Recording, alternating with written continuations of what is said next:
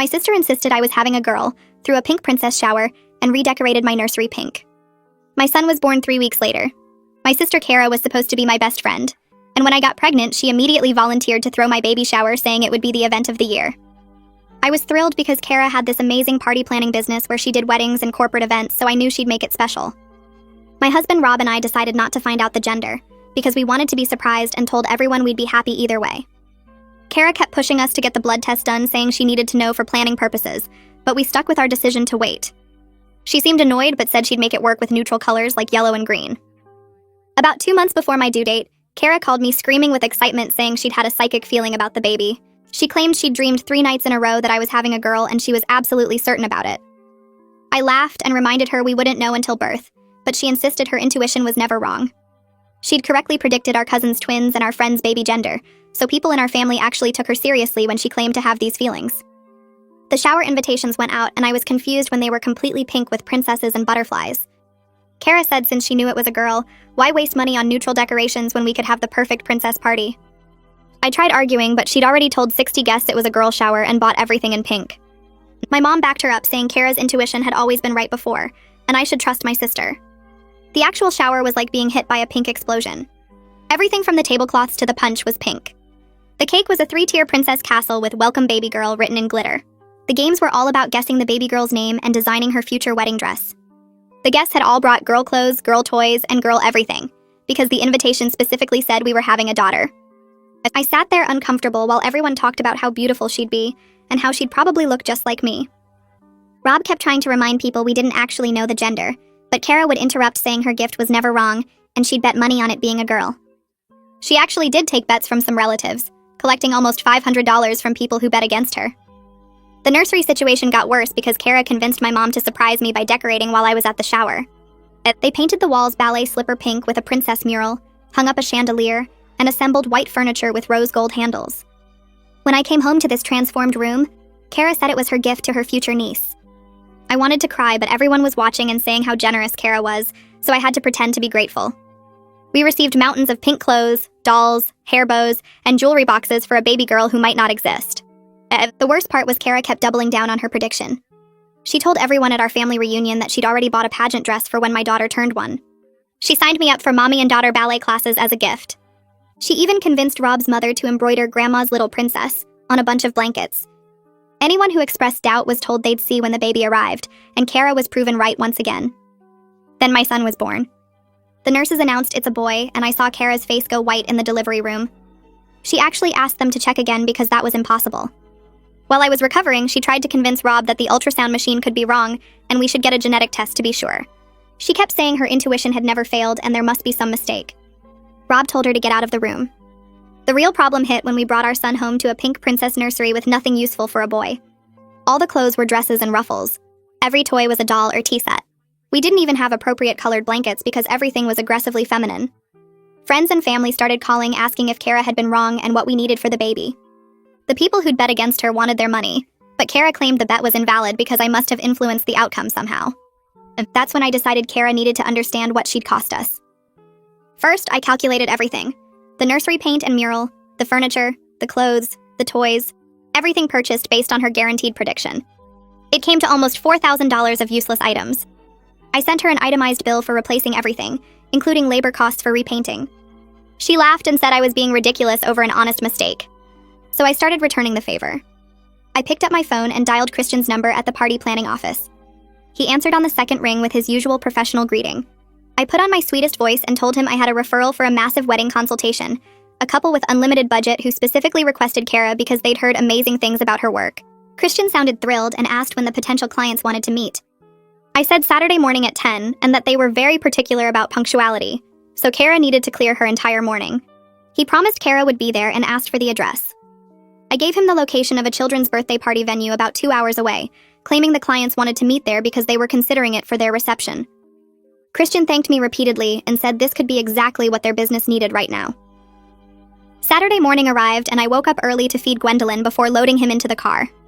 Rob asked if I was sure about this plan, and I reminded him that Kara had made decisions about my baby without asking permission, so now she could experience having her time wasted based on someone else's assumptions. The drive took 40 minutes and I arrived at the venue around 9:30. The parking lot was already filling up with minivans, and I could see blue and green balloons tied to the entrance.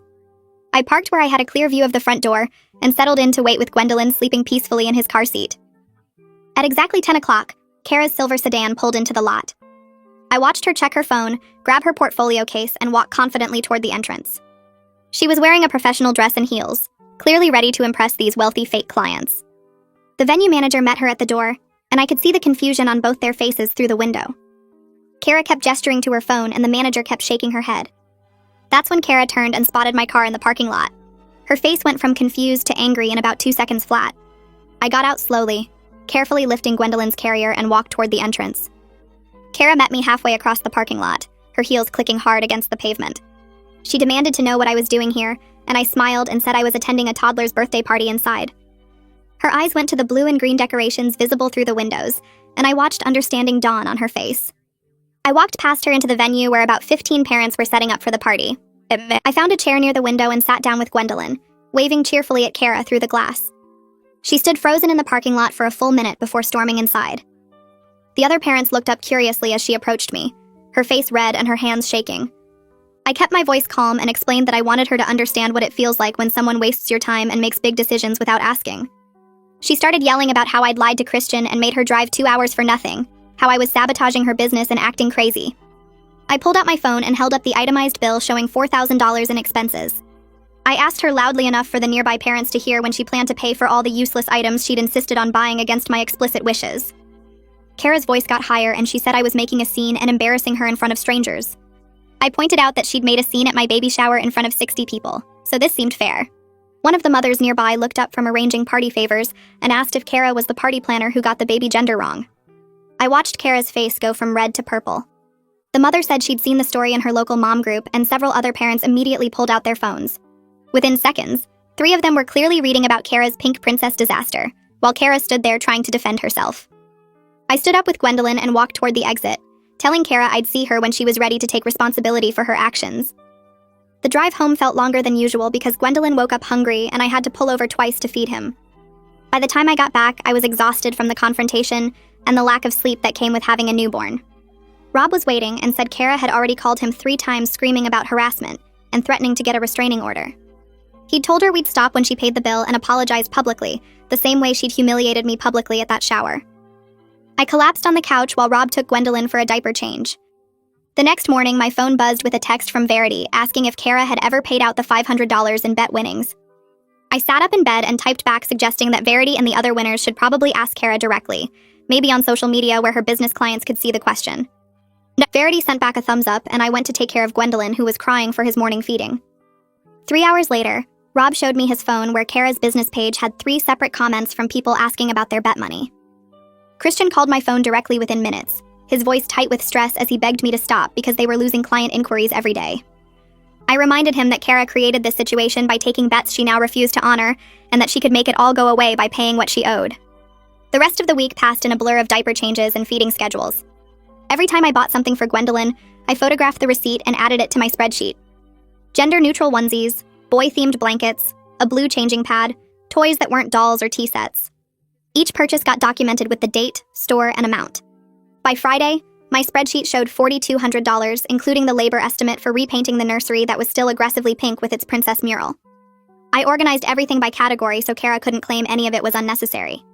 Every single item was something we actually needed that the shower gifts hadn't provided because she'd been so certain about having a girl.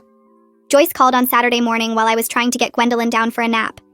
Her voice was already crying before I even said hello. She went on about how I was ruining Kara's business and reputation over an honest mistake, how family should forgive each other, how I was being cruel and vindictive. I waited until she stopped to catch her breath, and then asked her how it was honest when Kara was ignored our explicit wishes about not finding out the gender and wanting neutral colors. Joyce stammered that Kara's intuition had always been right before. I asked her how that made it okay to spend $4,000 of our money on useless items, to take bets for profit on my baby's gender, and to now refuse to make it right either financially or with a real apology for violating our boundaries. Joyce went quiet and then hung up without saying goodbye.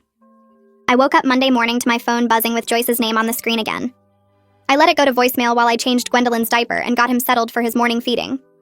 The voicemail notification popped up and I played it on speaker while Gwendolyn nursed.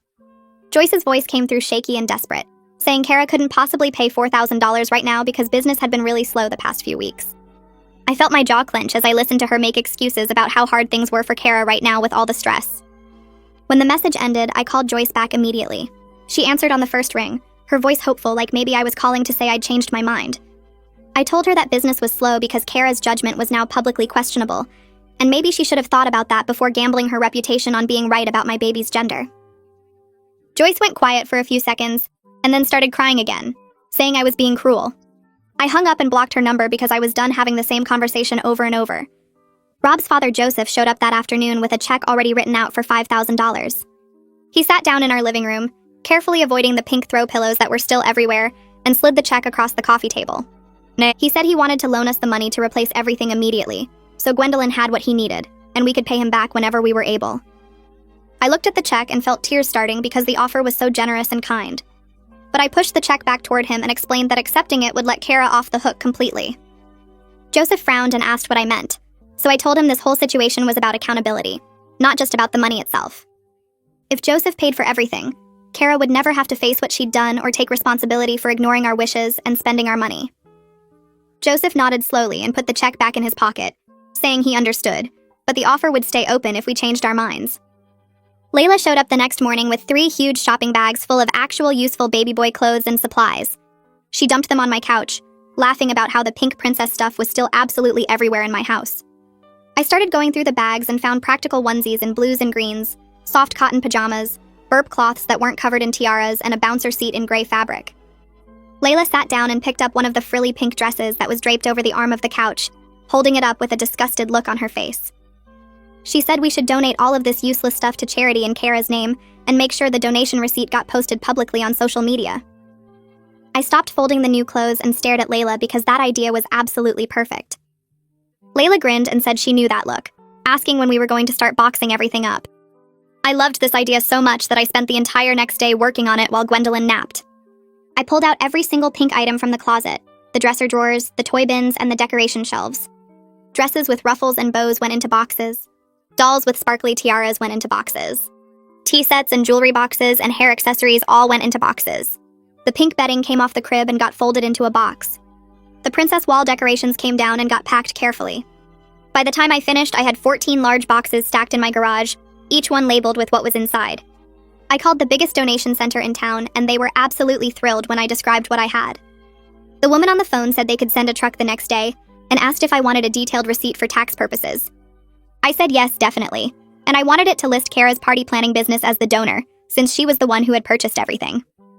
The donation center posted photos on their social media page 2 days later, showing volunteers unloading all the boxes and displaying some of the nicest items. The caption thanked Kara's business by name for the incredibly generous donation of high-quality princess-themed items that would go to girls in need throughout the community. I watched the comments start rolling in within minutes. Multiple people were asking why Kara donated her niece's shower gifts, with some saying it seemed strange to give away brand new baby items. I waited about an hour and then commented myself, keeping my tone helpful and friendly. I explained that I'd actually had a nephew, not a niece, so these items couldn't be used, and I thought donation was better than letting them sit unused in my house. The comment section exploded after that. People started tagging Kara's business page, asking questions about what happened and why she'd been so certain about the gender. Some comments defended Kara, saying mistakes happen, but others pointed out that a party planner should probably listen to their clients instead of making assumptions. Kara called me within 3 hours, absolutely hysterical. I answered the phone and immediately had to hold it away from my ear because she was screaming so loud. She yelled that I'd given away thousands of dollars worth of items that she had paid for, asking how I could possibly do something so cruel and vindictive. I waited until she stopped to breathe and then spoke in the calmest voice I could manage. I reminded her that she had insisted those items were gifts for my baby, and since my baby couldn't possibly use frilly pink dresses and princess dolls, I donated them rather than let them go to waste. Kara started crying and said I should have asked her first, that she could have returned some of it or saved it for a future baby. I pointed out that she never asked me before throwing a pink princess shower or redecorating my nursery, so I figured making decisions without permission was just how our family operated now. Kara hung up on me, and I sat there feeling satisfied despite the crying baby in my arms who needed to be fed. Christian contacted me again 3 days later, his voice much different from the last time we'd talked. He sounded tired and sympathetic instead of defensive, admitting that Kara's insistence on being right about everything had actually been a problem in their business partnership for a while now. He said several clients over the past year had complained about Kara pushing her vision instead of listening to what they actually wanted. Christian asked what it would take to resolve this whole situation before they lost any more clients, because the negative attention was really starting to hurt their bookings. I appreciated his honesty, but I told him the same thing I'd been telling everyone else. Kara needed to publicly acknowledge she was wrong to override my wishes, apologize for both the financial burden and the boundary violation, pay back the money she'd cost us, and honor the bets she'd taken from family members. I explained that until all of that happened, I would keep returning the favor of public embarrassment that she'd given me at that shower. Christian sighed and said he'd talk to Kara again, but he didn't sound hopeful about getting through to her. 2 weeks postpartum hit me hard with exhaustion from the constant night feedings, but I felt strangely energized by finally standing up to Kara after years of just going along with whatever she wanted. Rob found me at 2 a.m. feeding Gwendolyn in the nursery, still scrolling through my phone and documenting another expense. He sat down next to me and said he was worried I was using too much energy on this conflict when I should be resting and recovering. I looked at him and explained that I would actually rest better once these boundaries were firmly established, because otherwise this pattern would just continue forever. Rob nodded and took Gwendolyn from me for burping, saying he understood but reminding me to take care of myself too. I promised I would, but I also knew that backing down now would teach Kara that she could do whatever she wanted without real consequences. I started calling everyone who'd attended the shower the following week, telling them I was collecting addresses, so I could send proper thank you notes for their gifts. During each call, I made sure to mention how unfortunate it was that Kara's absolute certainty had left us with nothing useful for our actual son. Most people responded with awkward sympathy, clearly uncomfortable with the family drama. But several guests expressed genuine shock that Kara still hadn't made things right, saying they'd assumed she would have paid us back or at least apologized by now. One woman said she'd been at other events Kara planned and noticed Kara always seemed to think she knew better than the actual client. Another guest mentioned she'd heard through mutual friends that Kara was refusing to pay out the bet money, which seemed really unfair since she'd been the one insisting on taking those bets in the first place. By the time I finished all 60 calls, I knew the story had spread through our entire social circle and beyond. The first email came from someone named Marlena, who said she'd used Kara's company for her wedding 2 years ago. She wrote that Kara had been pushy about the flower arrangements, insisting on pink peonies when Marlena specifically wanted white roses because they reminded her of her grandmother. Kara kept saying pink was more photogenic and would look better in the venue lighting, eventually wearing Marlena down until she agreed just to stop the arguments. Marlena said she'd always felt uncomfortable about it, but never left a review because Kara was well connected in their social circle, and she didn't want drama. But after hearing about the baby shower situation through mutual friends, she felt like maybe her experience was part of a pattern. 2 more former clients reached out over the next few days with similar stories about Kara overriding their preferences based on her certainty about what looked best, or what would photograph better, or what guests would prefer. One woman said Kara had changed her reception menu without permission because she decided the original choices were too boring, and another said Kara rearranged her entire seating chart, claiming her intuition told her certain guests wouldn't get along. I read each message carefully and responded thanking them for sharing their experiences. I mentioned that honest feedback helps everyone make informed decisions about vendors, and that reviews exist specifically, so future clients can learn from past experiences. Within 3 days, reviews started appearing on Kara's business pages, mentioning her tendency to override client wishes and push her own vision instead of listening to what people actually wanted. The reviews were factual and specific, not mean or exaggerated, just honest accounts of what these clients had experienced. Kara's average rating dropped from 4.8 stars to 3.9 stars in less than a week. Joyce showed up at my house on a Tuesday morning without calling first, banging on the door loud enough to wake Gwendolyn from his nap. I was exhausted and frustrated as I opened the door with my son fussing in my arms, and Joyce immediately started talking about how I needed to stop destroying Kara's business over a simple mistake. I adjusted Gwendolyn to get him latched for feeding and asked Joyce to please define what she meant by simple mistake, because spending $4,000 of someone else's money against their clearly stated wishes didn't sound particularly simple to me. Joyce stepped inside without being invited and started pacing my living room, saying that Kara made an error in judgment, but she didn't deserve to have her entire career ruined over it. I sat down in the rocking chair and focused on getting Gwendolyn comfortable, while Joyce kept talking about family loyalty and forgiveness, and how sisters should support each other through difficult times. I waited until she paused for breath, and then asked if she remembered me explicitly telling both her and Kara that Rob and I wanted gender-neutral colors for the nursery and baby items. Joyce's face flushed, and she admitted she did remember, but she insisted that Kara's intuition had always been right before, so it seemed safe to trust her judgment this time. I asked Joyce if she understood that being right in the past doesn't give someone permission to ignore clearly stated boundaries in the present, and she got defensive, saying she thought they were doing something nice and generous by planning the perfect shower and decorating the nursery. I looked at Joyce holding my son and asked her directly why she helped redecorate my nursery without my permission, painting over walls and assembling furniture in my home while I was deliberately kept away at the shower. Joyce's voice got higher as she explained that Kara said it would be a wonderful surprise and I'd be so grateful once I saw how beautiful everything looked. I told her that was exactly the problem with both of them, deciding what I should want and how I should feel instead of respecting what I actually said I wanted.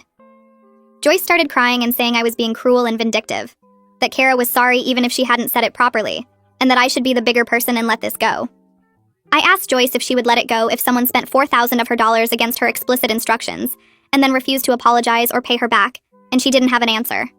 But I told her I needed her to leave because Gwendolyn needed to finish eating, and then go back down for his nap, and I was too tired to keep having the same conversation where she defended Kara's boundary violations instead of acknowledging the actual harm that was done. Joyce left crying and I heard her car door slam hard enough to echo down the street. Rob came home from work to find me crying in the nursery while holding Gwendolyn, surrounded by paint samples and furniture catalogs because we still couldn't afford to replace everything at once. He took our son from me gently and started the swaying motion that usually calmed Gwendolyn down, then sat next to me on the floor. Rob reminded me that I wasn't wrong to expect basic respect and accountability from family members, that what Kara and Joyce did was a serious violation of our home and our clearly stated wishes. He said that setting these boundaries now, even though it was hard and exhausting, would protect Gwendolyn in the future from their pattern of deciding they knew better than us about our own child. I leaned against Rob's shoulder and admitted I was so tired of fighting, tired of being made to feel like the bad guy for expecting people to respect basic boundaries. Rob kissed the top of my head and said he knew, but that backing down now would just teach them they could do whatever they wanted, as long as they waited for me to get too exhausted to keep fighting back. The pediatrician visit the next week went well with Gwendolyn gaining weight properly and hitting all his developmental markers. The doctor asked about my stress levels as part of the standard postpartum checkup, and I found myself explaining the whole nursery situation while trying not to cry in the exam room. She stopped writing notes and looked at me with genuine concern, saying she was appalled that my family had created this kind of financial and emotional burden during such a vulnerable time in my life. She validated that postpartum recovery was hard enough without family members adding stress through boundary violations and refusing to take accountability for the damage they caused. The doctor spent extra time talking about the importance of protecting my mental health and setting firm boundaries with people who added stress instead of support, even when those people were family members. She wrote down some resources for postpartum support groups and reminded me that asking for basic respect wasn't selfish or cruel. It was necessary for my well-being and my ability to care for my son. I took photos of Gwendolyn sleeping in the pack and play we'd set up in our bedroom because the nursery was still being repainted and we couldn't afford new furniture yet. The pictures showed my beautiful son in his temporary sleeping space with our bedroom furniture visible in the background, making it obvious this wasn't a proper nursery setup. I posted the photos on social media with a caption about making do with what we have until we can afford to properly furnish a nursery after some unexpected expenses. And I didn't tag anyone, but I knew Kara would see it because we were still connected online. Within an hour, comments started appearing from friends and extended family members offering hand-me-down boy items and asking what happened to all the gifts from the shower. Several people seemed genuinely confused about why we didn't have a proper nursery setup when they'd seen all the elaborate decorations and gifts at the shower just a few weeks ago. I responded to each comment honestly and factually, explaining that all the shower gifts had been princess-themed items for a girl, so we donated them to charity, and we're starting over with appropriate items for our son. People started asking more questions about why everything had been girl-themed when we hadn't found out the gender. And I simply said that the shower planner had been absolutely certain about the gender despite our decision not to find out, and unfortunately her certainty had been wrong. More comments appeared expressing shock that we'd been left with nothing useful after such an elaborate shower, and several people mentioned they'd assumed we must have received at least some neutral items.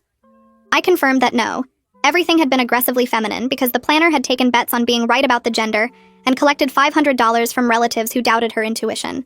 The comments section turned into people expressing outrage on our behalf and offering to help however they could with supplies, or hand-me-downs, or even money to help furnish the nursery properly. Christian posted an announcement on Kara's business page that same evening about new company policies being implemented immediately. The post explained that their planning company would now require written client approval for all major design choices regardless of planner intuition or experience, and that respecting client preferences would be the top priority moving forward. Several comments appeared within minutes mentioning that this seemed like a direct response to the baby shower situation, and Christian didn't delete them or deny the connection. One comment asked if this meant Kara had been making decisions without client approval before, and another person responded saying they'd hired Kara for an event and definitely felt pushed toward choices they hadn't wanted. The announcement got shared multiple times with people tagging friends and warning them to get everything in writing if they hired event planners, using Kara's company as an example of why client approval policies mattered. The next afternoon, Rob's parents showed up at our door with their SUV packed full of baby items. Joseph carried in a bouncer while Rob's mother had her arms full of neatly folded clothes in blues and greens and yellows. They made 3 trips back to the car, bringing in a changing table still in its box, receiving blankets that weren't covered in princesses and practical sleepers in multiple sizes. I tried to tell them they didn't need to do this, that we could manage. But Joseph waved me off and said this was what grandparents did when family actually showed up for each other. Rob's mother unpacked the clothes and organized them by size in the dresser we'd borrowed from a neighbor, chatting about which items came from Rob when he was a baby and which ones she'd picked up at a consignment sale. She refused to let me pay them back, saying she'd rather spend money on things her grandson could actually use than watch us struggle because my sister had made such a mess of things. The contrast hit me hard as I watched them work together to assemble the changing table, checking the instructions and handing each other tools without any drama or guilt trips. My own mother had helped Kara paint my nursery pink without asking permission, but Rob's parents showed up with exactly what we needed and acted like it was the most natural thing in the world. I sat in the rocking chair feeding Gwendolyn and realized I'd spent years making excuses for how Kara and Joyce treated me because confronting their behavior felt harder than just going along with whatever they wanted. It was easier to let Kara take over my baby shower than argue about color schemes. It was simpler to pretend I liked the pink nursery than tell my mother she'd overstepped. I'd trained them to ignore my boundaries by never enforcing any consequences when they crossed lines. Layla stopped by that evening after Rob's parents left, bringing dinner and her usual direct approach to problems. She looked around at the new items and asked what the plan was for getting Kara to pay for all this. I showed her my spreadsheet with every expense documented, and she suggested I should send Kara an actual invoice with payment terms and late fees, treating this like the business transaction it was. If Kara wanted to act like a professional party planner, she could deal with professional consequences for ignoring client preferences. Layla knew Conrad from law school and texted him right there, asking if he'd help draft an invoice that would hold up if I needed to take Kara to small claims court. Conrad called back within 20 minutes saying he'd be happy to help and that what Kara did was absolutely grounds for a lawsuit. He asked me to send him all my documentation and said he'd have something official ready by the end of the week. I felt a weird mix of relief and nervousness as I forwarded him the spreadsheet, knowing this was going to make things even worse with my family, but also knowing I couldn't back down now. The official invoice arrived at Kara's business address the following Friday via certified mail. Conrad had made it look completely professional with legal language demanding $4,200 within 30 days, or I would file in small claims court. The certified mail tracking showed Christian had signed for it on Monday morning, and I got a confirmation email that it had been delivered to the correct business address. I waited for the explosion, checking my phone constantly, but the first response came through social media instead of a direct call. Kara posted a long rant about family loyalty and forgiveness, never mentioning my name or any specifics, but clearly directed at me based on the timing. She wrote about how family was supposed to support each other through mistakes, not punish each other over honest errors, and how some people cared more about money than relationships. Multiple people commented asking for context, and several mentioned they'd heard about the baby shower situation through mutual friends and wanted to know if this was related. Kara didn't respond to any of the questions, just kept posting vague statements about betrayal and how she'd always been there for certain family members who were now throwing her under the bus. I didn't respond to Kara's posts directly, but when I saw Verity had made her own post asking about the bet money, I commented confirming that Kara still hadn't paid the $500 to the winners. Verity responded saying she was considering small claims court as well, since Kara had taken money under false pretenses and was now refusing to honor the bets she'd initiated. 2 other people who'd won bets commented on Verity's post saying they were interested in joining a group claim, and suddenly Kara was facing potential legal action from multiple people, not just me. The comments section turned into a discussion about whether Kara's business practices were generally questionable, with one person mentioning she'd felt pressured into expensive upgrades she hadn't wanted at her wedding last year. Joyce called Rob directly Tuesday afternoon, catching him at work. He put her on speaker in his car and she spent 10 minutes trying to get him to convince me to drop this before it destroyed the family. Rob let her talk herself out, then told her calmly that the family was damaged when she and Kara violated our boundaries and spent our money without permission, not when I started demanding accountability for it. Joyce tried arguing that Kara had meant well and made an honest mistake, but Rob pointed out that ignoring someone's clearly stated wishes wasn't a mistake, it was a choice. He said we'd told Kara multiple times we didn't want to know the gender and wanted neutral colors, and she'd chosen to ignore us because she valued being right more than respecting our decisions. Joyce got quiet after that, then said she needed to go and hung up without saying goodbye. 3 weeks postpartum, I was running on maybe 4 hours of sleep total each night, but I felt stronger about my decision to hold firm on consequences. The nursery was finally repainted in soft gray with white trim, and we were slowly filling it with appropriate furniture and supplies between Gwendolyn's feeding schedule. Every time I walked into that room and saw the neutral walls instead of pink princess murals, I felt like I could breathe properly. Rob had taken time off work to help with the painting, and we'd spent 2 full days covering up every trace of the ballet slipper pink. The mural had required 3 coats of primer before the gray would stick properly, and I'd documented every hour of labor and every supply cost for Conrad's records. Christian called me directly on Thursday, his voice careful and professional. He said Kara had agreed to pay $1,500 immediately if I would drop the rest of the invoice and stop the public campaign about the situation.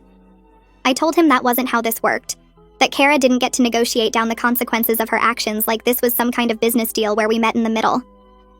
Christian sighed and said he was trying to find a solution that worked for everyone, but I cut him off and explained that the solution was simple. Kara needed to pay the full amount she cost us, just like any client would expect a vendor to fix their mistakes. If she'd messed up a wedding this badly, she'd be facing a lawsuit for the full amount of damages, not offering to pay a third of it and calling it even. I told Christian that Kara had multiple opportunities to respect our wishes. When we said no to finding out the gender, she could have respected that. When we asked for neutral colors, she could have listened. When the invitations went out completely pink, she could have fixed it. During the shower itself, when Rob kept reminding people we didn't actually know the gender, she could have acknowledged she might be wrong. She chose certainty over respect every single time, doubling down and taking bets and convincing my mother to redecorate our nursery, and now she had to pay the full price for those choices. Christian was quiet for a long moment, then said he'd relay my response to Kara and suggested she might want to consider setting up a payment plan, since the full amount was clearly more than she had available right now. I told him that would be fine as long as it was in writing and included interest, and that Conrad could help draft something official if Kara was actually serious about paying, instead of just trying to make this go away cheaply. I told Christian that Kara had multiple opportunities to respect our wishes. When we said no to finding out the gender, she could have respected that. When we asked for neutral colors, she could have listened. When the invitations went out completely pink, she could have fixed it. During the shower itself, when Rob kept reminding people we didn't actually know the gender, she could have acknowledged she might be wrong. She chose certainty over respect every single time, doubling down and taking bets and convincing my mother to redecorate our nursery, and now she had to pay the full price for those choices. Christian was quiet for a long moment, then said he'd relay my response to Kara and suggested she might want to consider setting up a payment plan since the full amount was clearly more than she had available right now. I told him that would be fine as long as it was in writing and included interest, and that Conrad could help draft something official if Kara was actually serious about paying, instead of just trying to make this go away cheaply. 2 days later, Verity called me sounding mad as hell. She'd sent Kara 3 messages asking about the bet money and gotten nothing but excuses back. Verity said she was done waiting and had filed paperwork in small claims court for her $200 plus filing fees. Within hours, 2 other people who'd bet against Kara joined the claim, and suddenly my sister was facing legal action from 3 different people. The court date got set for 6 weeks out, which meant Kara now had official legal consequences coming from multiple directions, not just from me. I felt something settle in my chest knowing other people were holding her accountable too. Joyce called me that evening, her voice tight and controlled in that way that meant she was furious but trying not to show it. She said she was organizing a family dinner for Sunday so we could all sit down and work this out like adults before things got more out of hand. I asked her what exactly needed working out, since the solution was simple and Kara just refused to do it. Joyce said families compromise and forgive, and I needed to be willing to meet Kara halfway instead of pushing for everything I wanted. I told Joyce I wasn't interested in being pressured to accept less than what I was owed, especially not at some dinner where everyone would gang up on me to protect Kara from consequences. Joyce started crying, saying I was tearing the family apart over money and pride. I reminded her that I'd asked for neutral colors and she'd helped paint my nursery pink anyway, so her opinion on respecting boundaries didn't carry much weight with me right now. She hung up on me. Rob's parents called an hour later asking if we'd like to come to their house for dinner on Sunday instead. Joseph said they'd been planning to have us over anyway, and figured we might need somewhere to be that wasn't full of people making excuses for bad behavior. The contrast hit me hard. My family wanted me to show up and get pressured into accepting less. Rob's family wanted to feed us and support us without conditions. We went to Joseph and Rob's mother's house on Sunday with Gwendolyn, who was starting to sleep in slightly longer stretches at night. Their home was warm and comfortable, filled with photos of Rob and his brother growing up. Rob's mother had made pot roast and potatoes, and she'd set up a little area in the living room with a soft blanket where Gwendolyn could lie on his back and look around. Nobody mentioned Kara or Joyce or the court case. They just asked how we were doing, how the baby was sleeping, if we needed anything for the house. Joseph told stories about when Rob was a newborn, and how they'd had no idea what they were doing half the time. Rob's mother showed me the baby book she'd kept with all of Rob's firsts, and said she'd be happy to help me start one for Gwendolyn if I wanted. The whole evening felt safe and supportive in a way family dinners at my mother's house never had. I realized I'd spent my whole life managing Kara's feelings and Joyce's expectations, and I'd thought that was just what family meant. But Rob's parents showed me it could mean something completely different. People could just show up and be helpful without needing credit or control.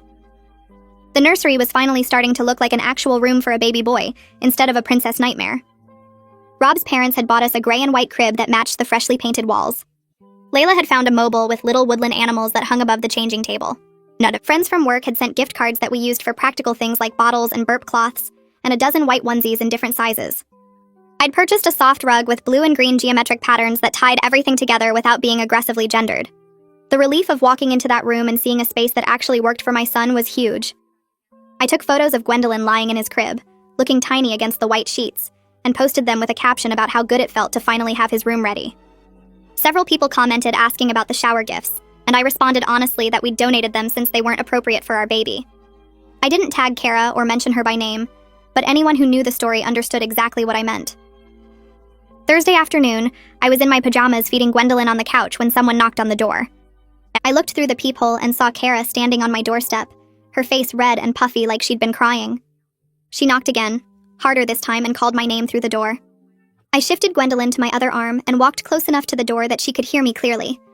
I told her that all communication needed to go through Conrad now and she needed to leave my property. Kara started crying harder, her voice breaking as she said she just needed to talk to me for 5 minutes. I told her no, she'd had weeks to talk and chose to laugh at my invoice and refused to take responsibility, so now we were doing this officially. She pressed her hands against the door, saying please, begging me to just let her explain. I stood there holding my son, listening to my sister cry on my doorstep, and felt absolutely nothing except determination to maintain this boundary. She kept crying, her voice getting louder and more desperate. She said I was being cruel and mean and hurting her over money when family should matter more than any of this. She said she'd made a mistake and I was punishing her forever, making her lose her business and her reputation over one wrong prediction. She said Joyce was right that I'd changed since having the baby, that I'd become cold and focused on money instead of on the people who loved me. I opened the door just wide enough that she could see my face but couldn't push her way inside. I told her I'd explicitly stated our wishes multiple times, and she chose to ignore family in favor of being right. She chose her ego over my comfort at every single turn, and now she was mad that I wouldn't let her get away with it. Kara wiped her eyes, looking at me like she didn't recognize me. She asked when I'd become this person who cared more about revenge than relationships. I told her I cared about respect, which she'd never shown me. I said if family actually mattered to her, she would have respected our decision about gender reveals and color schemes. If family mattered, she wouldn't have taken bets on my baby's gender for profit. If family mattered, she would have apologized and made it right weeks ago instead of playing victim now that she was facing consequences. Kara's face crumpled and she sank down onto my front steps, sobbing into her hands. She said she'd been so sure she was right that she didn't even consider she could be wrong. She said her feelings had never failed before, and she'd thought she was giving me the perfect shower, making everything special and beautiful for my daughter. She said she was so embarrassed and ashamed that she'd been wrong in front of 60 people, that everyone was talking about how her gift had finally failed, that she'd lost bets and clients and her reputation over being wrong about one thing.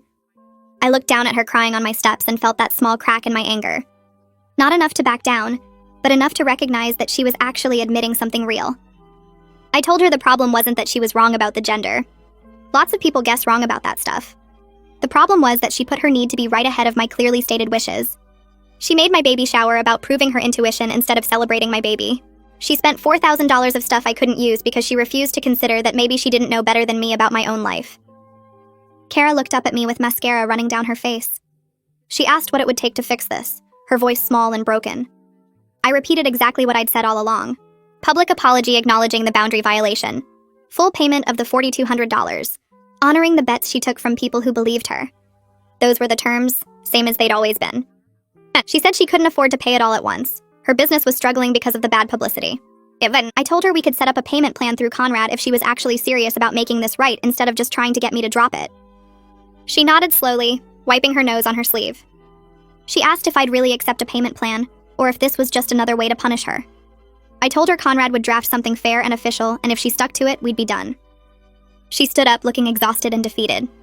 She said she'd call Conrad tomorrow to work it out. I told her that was a good start and closed the door. Conrad drafted a formal agreement over the next 2 days. Kara would pay $700 monthly for 6 months, which covered the $4,200 plus a small amount of interest.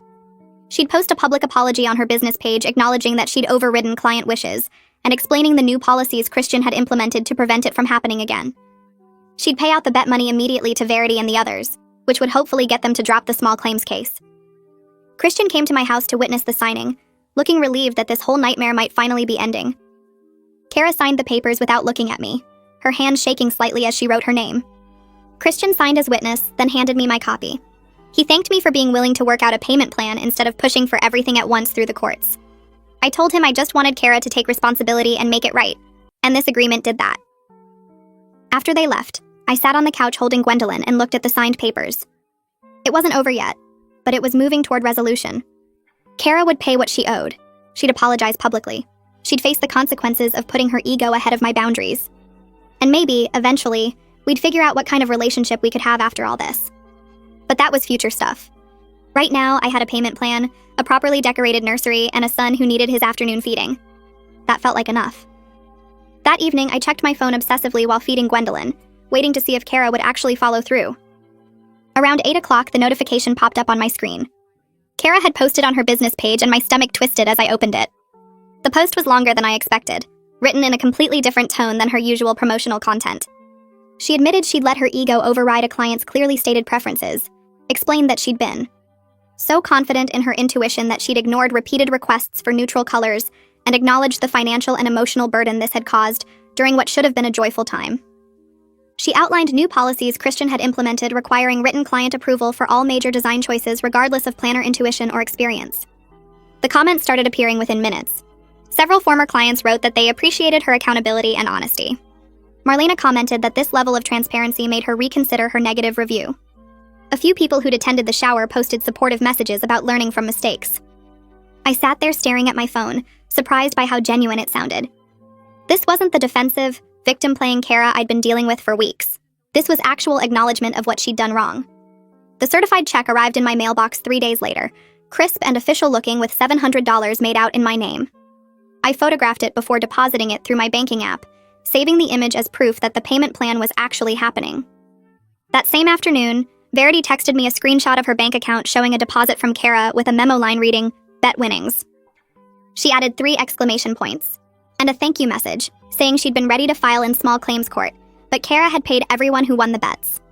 The relief felt physical, like something heavy lifting off my chest. This was real progress, actual consequences being followed through instead of empty promises and excuses. My phone rang that evening while Rob was giving Gwendolyn a bottle.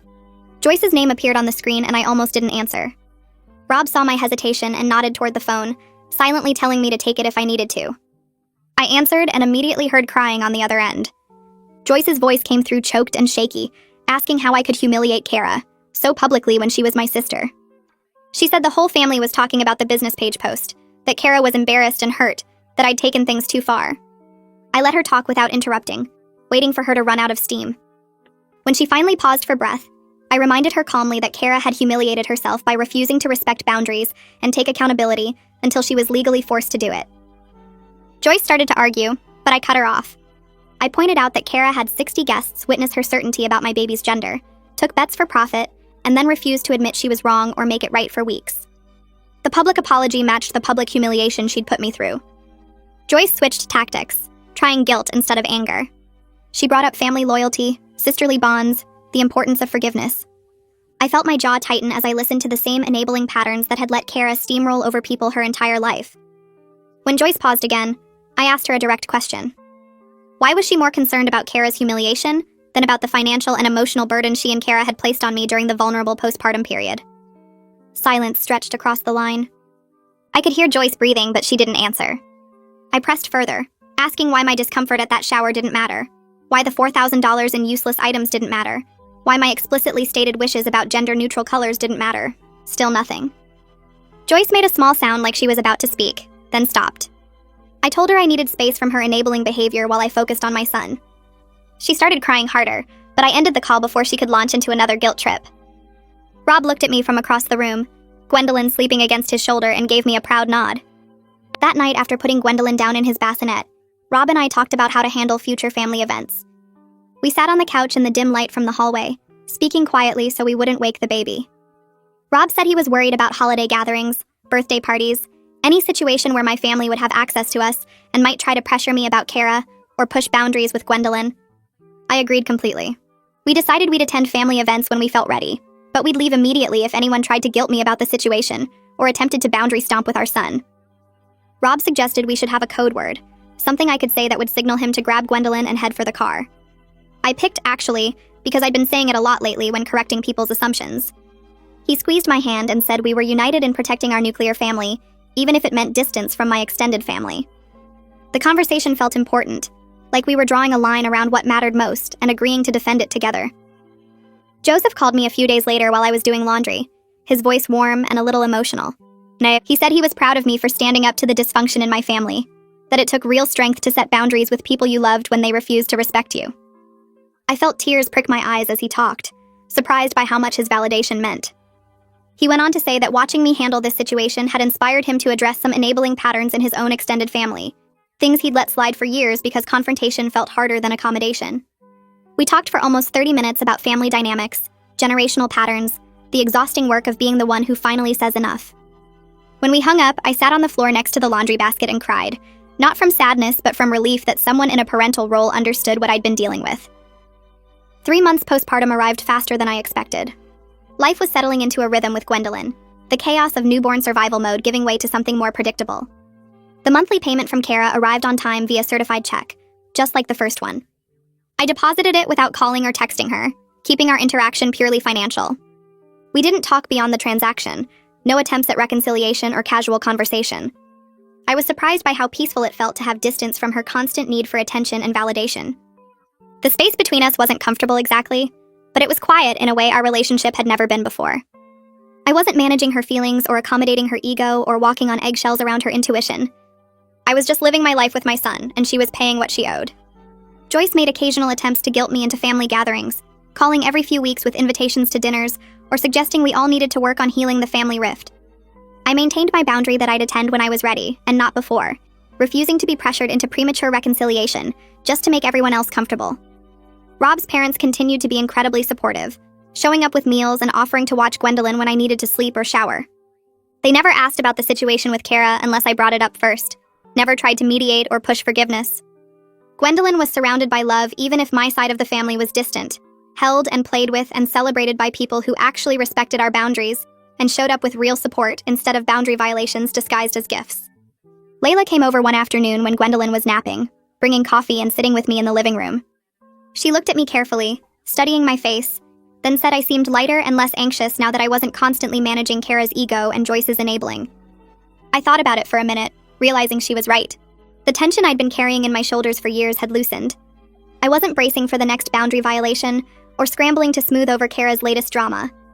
I'd spent years exhausting myself trying to keep peace, accommodating unreasonable demands and swallowing my own needs to avoid conflict. Choosing my own peace instead felt revolutionary, like I'd discovered I was allowed to prioritize my own comfort and my son's well-being over my sister's ego. Layla smiled and said it showed that I looked more like myself than I had in a long time. The nursery was fully furnished now with everything Gwendolyn needed, purchased with money we budgeted carefully, and gifts from people who actually respected our preferences. The walls were soft gray with white trim. The furniture was simple and functional. The decorations were minimal and age-appropriate. Every time I walked in to change a diaper or put Gwendolyn down for a nap, I felt proud instead of violated. The room reflected our choices, our taste, our values. It wasn't contaminated by someone else's assumptions or ego. That shift was worth every uncomfortable confrontation, every difficult conversation, every moment of standing firm when it would have been easier to give in. I'd protected my space and my son's space, and the result was a room that felt peaceful and right. Month 6 arrived with spring weather and Gwendolyn reaching new milestones. The final payment from Kara showed up in my mailbox on schedule, the last certified check completing the $4,200 debt. I called Conrad to confirm the debt was satisfied, and he congratulated me on seeing it through. I felt relief, but not reconciliation, closure on the financial obligation, but not the relationship damage.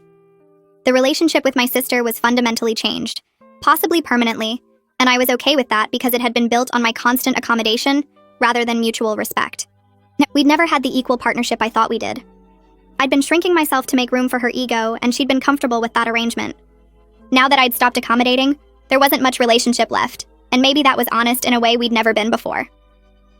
Joyce called 2 days after the final check cleared, her voice careful and hopeful when she asked if we could try a family dinner now that everything was settled. I agreed to meet at a neutral restaurant, keeping the visit short and manageable, and Rob squeezed my hand when I hung up. The dinner happened on a Saturday evening at a chain restaurant halfway between our houses. the kind of place with loud music and busy servers that made awkward silences less obvious. Kara arrived first and sat staring at her menu like it contained fascinating secrets, barely glancing up when Rob and I walked in with Gwendolyn in his carrier. Joyce talked too much and too fast, filling every quiet moment with cheerful commentary about the weather and the menu and how big Gwendolyn was getting. I answered her questions politely, but didn't volunteer extra information, watching Kara push food around her plate without eating much. She made eye contact exactly twice during the meal, both times looking away quickly like she'd touched something hot.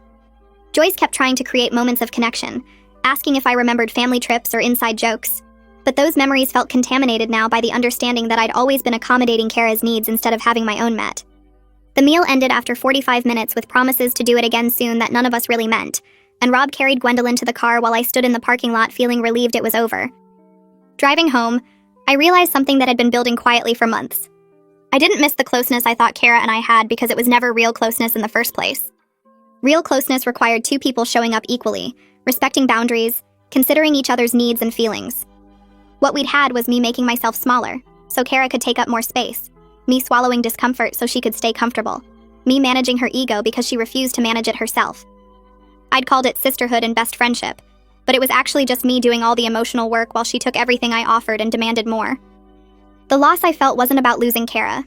It was about losing the fantasy that we'd ever had the equal partnership I wanted us to have.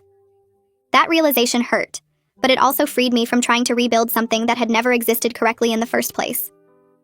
Rob reached over and took my hand while he drove, not saying anything because he understood I was processing something important. When we got home, I fed Gwendolyn and put him down for the night, then sat in the nursery looking at the gray walls and simple furniture we'd chosen together. This room represented what real support looked like, purchased with money we'd saved and gifts from people who actually asked what we wanted instead of assuming they knew better. The following weekend, we celebrated Gwendolyn's 6-month milestone with a small gathering at our house. Joseph and Rob's mother arrived first with a photo album they'd been putting together of Gwendolyn's first months, full of pictures from visits and video calls. Layla showed up with homemade cupcakes and a card that made me cry with its message about watching me become the mother I wanted to be. We sat in the living room passing Gwendolyn around, everyone taking turns making him laugh with silly faces and songs. Joseph told stories about Rob as a baby that made everyone laugh, and Rob's mother showed me the blanket she'd knitted in soft blue and gray stripes. Nobody mentioned Kara or Joyce or the pink princess disaster, not because it was forbidden, but because it simply wasn't relevant to this celebration of people who'd shown up with actual respect and support. I watched these people who'd become Gwendolyn's family, not through blood obligation, but through consistent care and boundary respect, and understood this was what healthy family dynamics looked like. They asked before helping, respected our parenting choices even when they disagreed, showed up when we needed them, and gave space when we asked for it. I was learning what it meant to be part of a family system that didn't require anyone to shrink themselves, and it was teaching me what I wanted to model for Gwendolyn as he grew up. Life moved forward with new rhythms and clear boundaries that felt sustainable rather than exhausting. I stayed cordial with Kara and Joyce, responding to texts and attending occasional family events, but I no longer accommodated their dysfunction at my own expense, or let guilt manipulate me into situations that violated my comfort. Kara and I had a polite but distant relationship now, more like acquaintances than sisters, and I was genuinely okay with that because the alternative was returning to patterns that had never served me. Joyce still tried sometimes to guilt me into more closeness, but I'd learned to recognize manipulation and respond with firm boundaries instead of accommodation. My son had a beautiful nursery filled with things Rob and I chose together, every item reflecting our values and preferences instead of someone else's assumptions about who we should be. The gray walls and simple furniture represented something more important than decoration.